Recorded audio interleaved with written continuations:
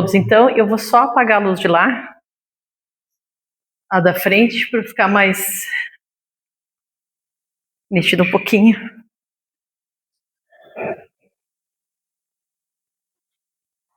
É no mouse hoje, Edilson?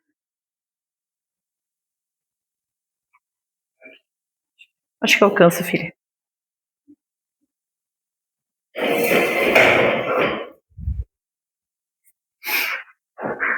Então tá, uma boa noite a todos. Mais uma vez é uma satisfação ter a oportunidade de trazer um assunto para a nossa reflexão, para todos nós. E hoje, dentro do tema, a gente traz de uma forma bem simples a frase do Cristo, né? Pois a boca fala do que está cheio o coração. Então, essa é a abordagem do assunto. A gente vai começar com uma historinha, parece mais uns quadrinhos de um gibi. Obrigada, Dilson. Então, o rapaz vem trazer o café para a mãe e ela observa, acredito que todos enxerguem, botei o maior possível a imagem, uma mancha na camiseta dele e ela pergunta, você está manchado? Aí ele comenta, caramba, dá para ver? É, eu derramei. Mas não se preocupe, mãe, vou te dar uma xícara cheia. Espere, diz ela. Por que você derramou o café? Aí ele respondeu, um cara sem vergonha me empurrou quando eu estava vindo. E ela diz, resposta errada, meu filho. Você derramou café porque era o que tinha na xícara. Se fosse chá, você teria derramado chá. Parece uma coisa óbvia o que ela está falando. Mas a gente bem percebe já nesse momento da história que ela não está falando de café e nem de chá. Ela está abordando um conteúdo. O que você tem na xícara é o que você vai derramar. Igualmente acontece quando a vida te sacode. Foi bem interessante a analogia que o quadrinho cria sobre o conteúdo que nós transbordamos. Que muitas vezes nós achamos o culpado para aquilo que a gente transborda. Ele disse que o cara fez ele derramar o café. De fato, houve o acidente, mas o café caiu porque era café. Podia ter sido água, podia ter sido chá. Então, nós acreditamos que, às vezes, o cansaço nos faz transbordar a irritabilidade, a fome nos faz transbordar a agressividade, a liberdade nos faz transbordar excessos de cobrança, e muitas vezes é uma tentativa de transferir ao outro aquilo que está dentro de nós. O nosso conteúdo é amargo, é agressivo, é violento, é extremamente nocivo. E tudo que nós precisamos, às vezes, é um fator externo que nos sacuda, nos desestabilize, para nós pormos para fora quem realmente somos. Ela continua lhe dizendo assim, isso certamente acontecerá em algum momento. Ela está se referindo ao sacudir da vida. Tudo que você tem dentro de si é o que você vai derramar. Aquilo que te preenche é o que transbordará de você e contagiará os outros. Toda vez que nós vamos lidar com pessoas difíceis, uma pessoa irritável, uma pessoa desequilibrada, uma pessoa desacostumada com a disciplina, desacostumada com o fato de ter que pensar no outro, aquela pessoa está encharcada, saturada, embevecida e preenchida daquilo. Então, são pessoas que não conseguem viver em harmonia, são pessoas que não conseguem lembrar de se respeitar dentro dos seus limites, são pessoas que muitas vezes desconsideram as necessidades físicas que o corpo pede, de equilíbrio de um bom sono, de um equilíbrio de um momento de descanso, de um momento de aprendizado, aquelas rotinas que são necessárias para o bem-estar de saúde. Muitas vezes a agressividade, aquela pessoa está cheia de revolta contra si mesma. E ela então transborda aos outros. Você pode continuar fingindo que sua taça está cheia de virtude. Mas quando a vida te pressiona, você acaba revelando tudo que tem dentro de si. Às vezes, só um detalhezinho, porque a pessoa já está no limite dela, não de raiva, de indignação, mas no limite dela de mascaramento, no limite dela de enganar o mundo. E alguém só dá um toquezinho, pá, no copo, e aquela pessoa, e uma gotinha vaza e mostra quem é.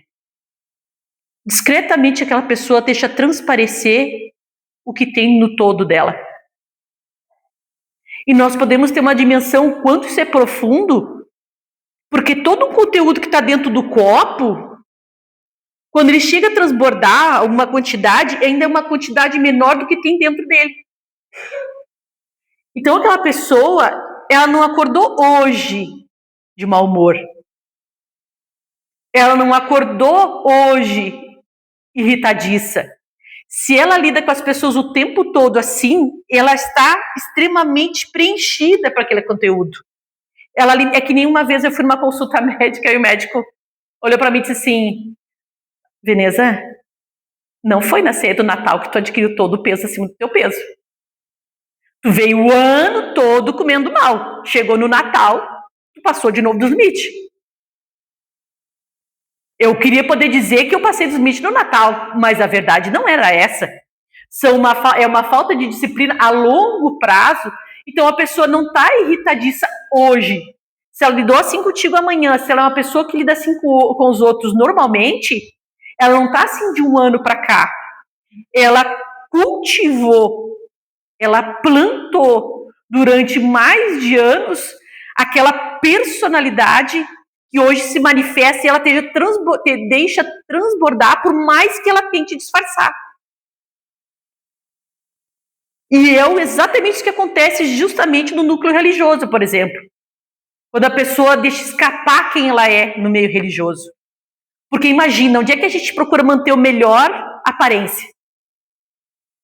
Não só por falsidade, nem sempre tu quer ser falso, mas tu tem consciência, puxa, se eu no meio do religioso, eu não consigo me comportar como uma pessoa solidária, uma pessoa compreensiva, uma pessoa amorosa, uma pessoa fraterna, aonde é que eu vou me comportar assim?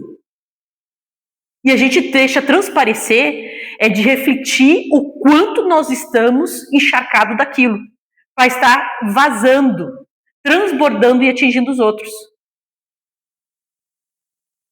E aí na família também. E aí a gente às vezes tem a desculpa que no emprego a gente já está cansado, a gente já está irritado, a gente não gosta do fulano, não gosta do beltrano, não gosta do emprego que nós estamos. E aí ali a gente bota para fora.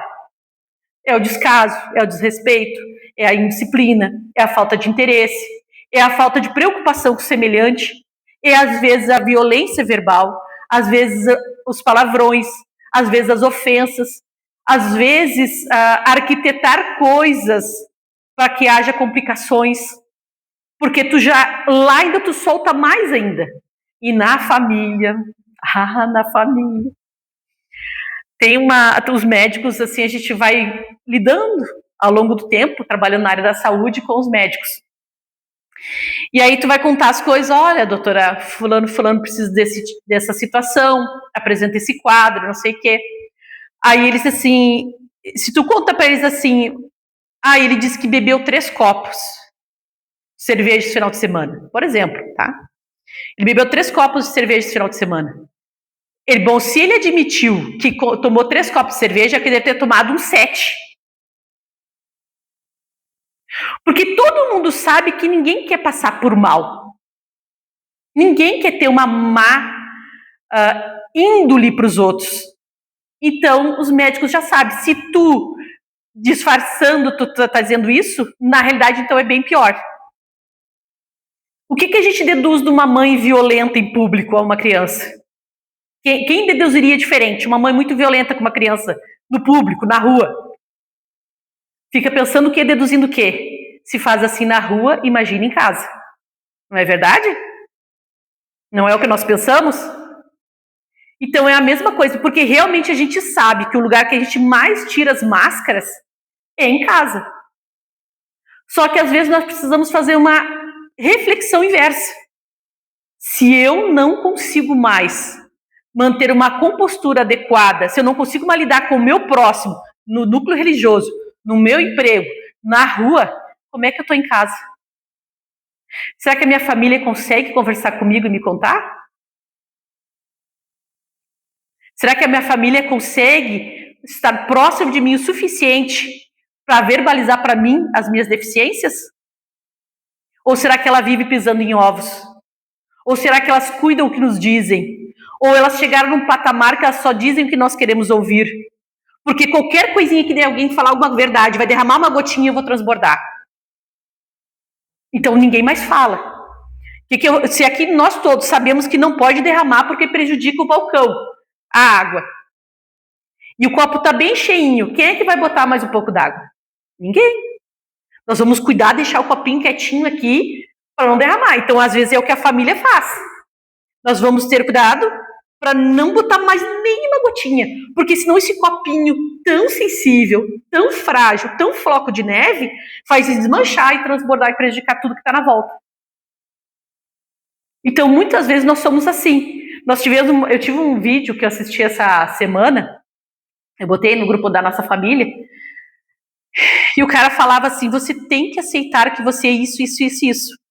Você tem que aceitar que isso, isso, isso. Eu disse: nossa, eu acho que eu tô aqui nisso aqui. E ninguém tá me contando. Aí eu até fiz a proposta lá em casa, né? Vamos fazer o dia na semana do sincericídio. Que é uma sinceridade com suicídio, né? Vai ter que poder falar um pro outro o que tá vendo no outro precisa ser trabalhado e não quer. Aí ninguém ainda teve coragem de começar. Ainda não criamos, mas ainda planejo executar essa ideia. Por quê? Porque eu sou mãe. Eu estou numa posição de autoridade.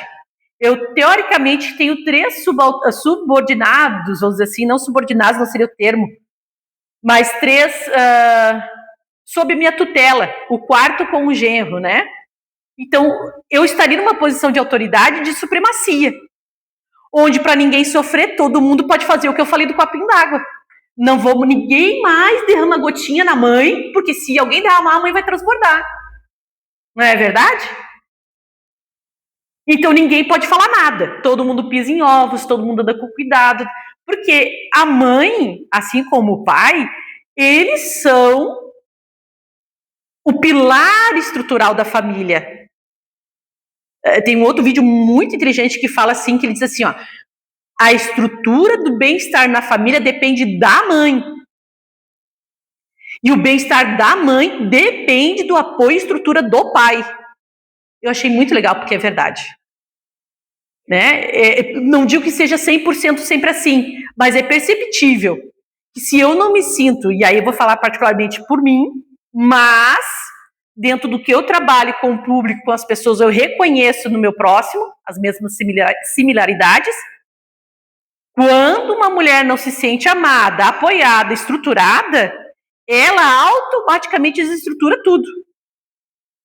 É que nem cheiro de curtume. Tu passa perto, tu sente de longe e o cheiro bendito te acompanha longe. Vai contigo para onde tu vai por um bom tempo. Então, e o pai tem esse poder sobre a mulher, sobre a companheira, de dar esse suporte, de ver isso e ela se sentir tranquila para poder se sentir frágil e se apoiar nele. Isso não sou eu que estou dizendo, se é psicologia, são as terapias de casais, tantas coisas que trazem esse conteúdo. Mas, enfim. Então, ela fala ali que mais cedo ou mais tarde, a vida vai te sacudir, vai te pressionar e tu vai saber quem tu é de verdade. No final, a verdade sempre vem à tona. Então, eu posso deixar lá o quê? Uma bolinha lá no fundo, lá, que é a minha raiva. Um dia que a água vai transbordando, não é assim que o copo vai transbordando e vai trazendo à tona o que está no fundo? Né? Emmanuel fala isso numa lição. Ele deixa bem claro, exatamente, não nessas palavras, mas exatamente nesse contexto. Que a sujeira que polui a sujeira que polui o lago procede do fundo do próprio lago. Não vem de fora, vem do próprio lago. Então será hora de se perguntar, diz ela, o que tem na minha xícara?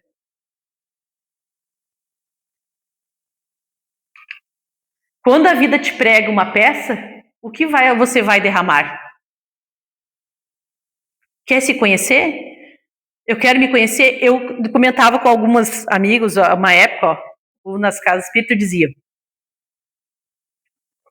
quando eu era adolescente, eu tenho uma sensação que eu tenho uma raiva, e aí eu olhei o filme do Harry Potter e me identifiquei. Eu sinto uma raiva tanto o tempo todo, mas não é uma raiva que eu sinto de verdade. Sabe quando tu toma uma água, ou tu come alguma coisa, ela parece que ela tranca, ou tu tem ar para sair no esôfago, no caso, desculpa a palavra, mas seria o arroto, né? Aquilo tranca, nem vai nem volta e fica naquela situação. Eu senti essa sensação porque eu não tinha motivo nenhum para ter raiva. Eu não tinha uma raiva executada em forma de agressividade com as pessoas, e ao mesmo tempo eu tinha o suporte bom na minha volta, porque eu não tinha nada que despertasse gatilhos de raiva. Então eu só sentia aquilo ali trancado, parecia um osso na garganta. Mas eu nunca senti nada e nada fazia nada com ninguém na minha adolescência, até uns 20 anos. Quando eu casei, não culpa do marido, mas pelas circunstâncias da vida. Quando eu casei, eu identifiquei o quanto eu ainda tinha de aquilo vir para fora, como um furúnculo. Porque coisas aconteceram na minha vida que me cutucaram. E eu fazia de conta que eu era pacífica, que eu era tranquila, que eu relevava as coisas, e era mentira. Eu me enganava, e muitas pessoas se enganaram também. Porque quem já me viu braba sabe que eu engano bem. Porque quando eu tô braba, eu tô braba. Então, a verdade é essa. Muitas vezes, a vida usa mecanismos, e não é questão do marido no casamento, é questão do contexto do casamento. O casamento cansa. Tu cuida de casa, tu trabalha, tu tem projeto de ter filho, tu tem casa para adquirir, tem conta para pagar. E aquilo vai te deixando. Aí falta a gotinha d'água. Aí uma gotinha d'água, às vezes, é uma conta que atrasou. E aí tu descobre que tu é um monstro. Não um monstro ruim, mas eu digo assim, um monstro no sentido de tu te revela. Né? E depois vem os filhos, quando tá cansado, que tu não dorme, não tem paciência com ninguém. E aí depois, quando eu descobri que eu tô com fome, eu descobri que eu tenho um monstro muito raivoso dentro de mim, que eu contorno o máximo que é possível, mas eu vejo assim nos meus filhos, eu vejo nas pessoas aí fora quando estão com fome, não é nenhum outro. Eu já vi pessoas em casa espírita, e tava papá, uma briga, e a pessoa começou a comer e foi amenizando. Como nós temos fragilidades que desconhecemos ainda. Né? O problema é que nós tentamos rotular, colocar uma etiqueta e está resolvido. Vamos fazer o seguinte, vamos dar comida para a Veneza, que a Veneza vai ficar bem. Só um pouquinho. Tudo bem, dá uma comida, mas não nega que a Veneza tem uma coisa para resolver. Ela tem um monstrinho lá. Vamos manter as contas em dia, que aí a Veneza não se... Não, para aí, só um pouquinho. Pode até pagar as contas em dia. Mas olha. Quem é a Veneza quando as contas não estão em dia? Quem é a Veneza essa que tem que ser trabalhada? Eu demorei para olhar. E a gente demora para olhar para isso, porque a gente abafa com recursos. E a vida vai lá e dá uma sacudidinha e manda uma Covid-19, sem sociedade, sem amigos para conversar, sem shopping para passear, nada que abafe as tuas loucuras, as tuas perturbações, o teu monstrinho. E aí, às vezes, tu te revela nesse momento. É uma pessoa irritadiça, depois termina o Covid, tu não consegue mais te socializar com ninguém, porque tu destrenou, tu não sabe mais ter contato com as pessoas. Aí vem uma enchente, mostra tua falta de fé, mostra tua revolta com Deus, mostra teu apego às questões materiais, e tudo vai se expondo. Qual será a próxima cutucada? Amor, alegria, paz, humildade, paciência, fé, temperança ou amargura. Qual dessas coisas nós colocamos dentro do nosso copo, da nossa xícara? Todos os dias. Todos os dias nós estamos plantando. A espiritualidade diz assim, tu quer saber como é que foi teu passado? Não precisa revelar a tua reencarnação passada. Olha o que tu está colhendo agora. Tu quer saber como é que vai ser teu futuro? Não precisa vir numa vidente. Olha o que tu está plantando. É simples. Simples e claro. O que tu tiver colhendo foi a tua responsabilidade sobre aquilo que tu fez. E o que tu tiver plantando é o que tu vai colher depois. Tu já sabe o que te espera. Pensamentos ruins, maldições, né? Tá errado. Medos, palavras duras. Esforce-se para encher sua xícara com gratidão, generosidade, amor e coisas boas. Porque o que está dentro de você é o que sairá quando a vida te sacudir. É isso, né? Nós já sabemos, qualquer cutucãozinho nos incomoda, tu já sabe o que tu cultivou. E é triste porque a gente vai adquirindo conhecimento e vai vendo as pessoas responsivas, as pessoas reativas, e tu vai pensando assim, meu Deus, que tristeza. Não que tu não seja, mas algumas coisas tu já está conhecendo, isso é importante, mas tem pessoas que nem sabem ainda o que estão cultivando dentro de si. Nem sabem ainda que tem que escolher as sementes, nem param para olhar as sementes. Tocam a vida, sabe às vezes que precisa, mas deixa para depois. Deixa que depois eu resolvo, deixa que depois um guia espiritual me salva, deixa que depois eu resgato. Só que é bem mais difícil. Isso a espiritualidade cansa de falar. Nós estamos aqui praticamente entre trabalhadores, com exceção do seu José. Mas a espiritualidade cansa de explicar várias e várias e várias vezes. É bem mais difícil depois. Bem mais sofrido depois. Então, nós podemos deixar para depois? Podemos. Temos essa liberdade. Essa é outra semente que nós podemos cultivar. Mas nós vamos escolher com os espinhos que elas tiver.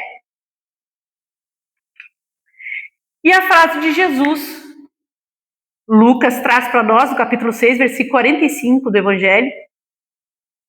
O homem bom tira coisas boas do bom tesouro, do seu coração.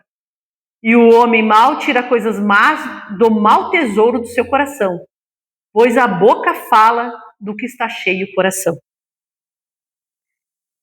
E aí não vamos falar só de coisas reativas. Vamos falar também das nossas palavras. A nossa agressividade ao abrir a boca. Os palavrões. A vontade de terminar com a última palavra. Isso é uma luta. Não ser o último a dar resposta sempre. A última respostinha é minha. A última palavra de vitória é minha. Aprender a perder, às vezes, é ganhar. A violência no uso dos termos que sabemos que ferem pessoas. Nós disfarçamos com sarcasmo, com a piadinha, às vezes a forma de cutucar na ferida do outro. De que está cheia a tua xícara nessa hora? Se não desdém, se não desprezo pelo outro e por si mesmo.